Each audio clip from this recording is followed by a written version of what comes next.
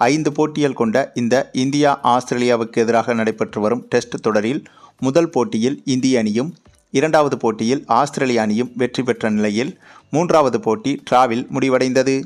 மேலும் மழை பெருமளவு குறுக்கீடு செய்த நிலையில் 3வது டெஸ்ட் போட்டியில் இந்திய அணி ஃபாலோ ஆனை தவிர்த்ததன் மூலம் காப்பாற்றவும் பட்டது.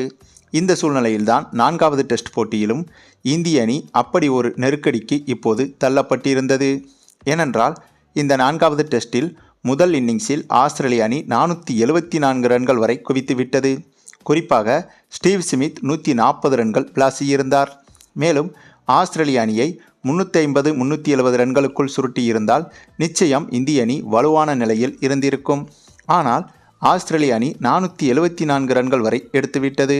இந்த தருணத்தில் இந்திய அணி முதல் இன்னிங்ஸில் குறைந்தபட்சம் ஆஸ்திரேலிய அணியின் ஸ்கோர் அருகே வர வேண்டும்.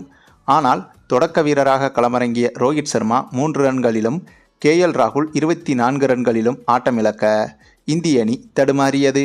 இதனால் இந்திய அணி 25 ஓவர்கள் முடிவில் 2 விக்கெட் இழப்பிற்கு 82 ரன்கள் எடுத்திருந்தது.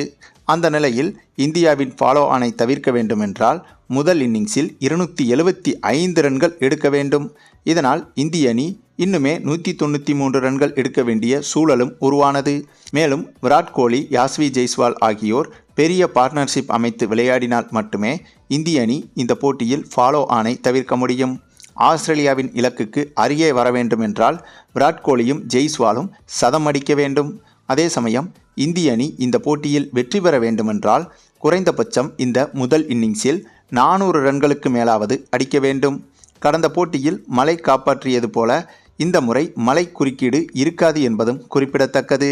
இந்த நிலையில்தான் இந்திய அணியின் தற்போதைய ஆட்டம் என்பது விஸ்வரூபமாக வெடித்து வருகிறது. எதிர்பார்த்தது போலவே விராட் கோலியும் யாஸ்வி ஜெய்ஸ்வாலும் சிறப்பான பார்ட்னர்ஷிப்பை போட்டு இருவருமே மிரட்டி வருகின்றனர். ஆக இந்திய அணியின் இத்தகைய ஆட்டத்தை பார்க்கும்போது கண்டிப்பாக ஆஸ்திரேலிய அணியை இந்த போட்டியில் இந்திய அணி எளிதாக வீழ்த்திவிடும் என்றுதான் தெரிகிறது. அது மட்டுமில்லாமல் இந்த போட்டியில் இந்திய அணி பேட்ஸ்மேன்களின் மனநிலையை குழப்புவதற்காகவே, அதாவது இந்திய அணி பேட்ஸ்மேன்களின் ஈகோவை தூண்டிவிட்டு அவர்களின் விக்கெட்டை எடுப்பதற்காக ஆஸ்திரேலிய அணி கேவலமான சில செயல்களை செய்தது. பந்து வீச ஓடி திடீரென பந்து வீசாமல் நின்று திரும்பிச் செல்வது, அதேபோல இடைப்பட்ட நேரங்களில் பேட்ஸ்மேன்களை வம்பிழுப்பது, அது மட்டுமில்லாமல் சம்பந்தமே இல்லாமல் பேட்ஸ்மேன்களுக்கு அருகில் கொண்டு அனைத்து ஃபீல்டர்களையும் நிறுத்துவது என இப்படியாக ஜெய்ஸ்வால் விராட் கோலியின் பார்ட்னர்ஷிப்பை உடைப்பதற்கு ஆஸ்திரேலிய அணி பல சித்து வேலைகளை செய்து வந்தது. ஆனால் அதை அனைத்தையும் தகர்த்தெறிந்து இந்த இருவரும் ஆஸ்திரேலிய அணிக்கு தேவையான டேமேஜை இப்போதே உருவாக்கிவிட்டனர். ஆக மொத்தம் இனிமேல் ஆஸ்திரேலிய அணி தலைகீழாக நின்று தண்ணி குடித்தாலும் இந்த போட்டியில் இந்திய அணியை வீழ்த்த முடியாது என்பதை இந்திய அணி இப்போது பொட்டில் அடித்தாற்போல் சொல்லிவிட்டது. சரி, நீங்கள் சொல்லுங்கள், இந்திய அணியின் இத்தகைய சிறப்பான பெர்ஃபார்மன்ஸ்களை பற்றி நீங்கள் என்ன நினைக்கிறீங்கன்னு உங்களுடைய கருத்துக்களையும் கமெண்டில் தெரிவிங்க.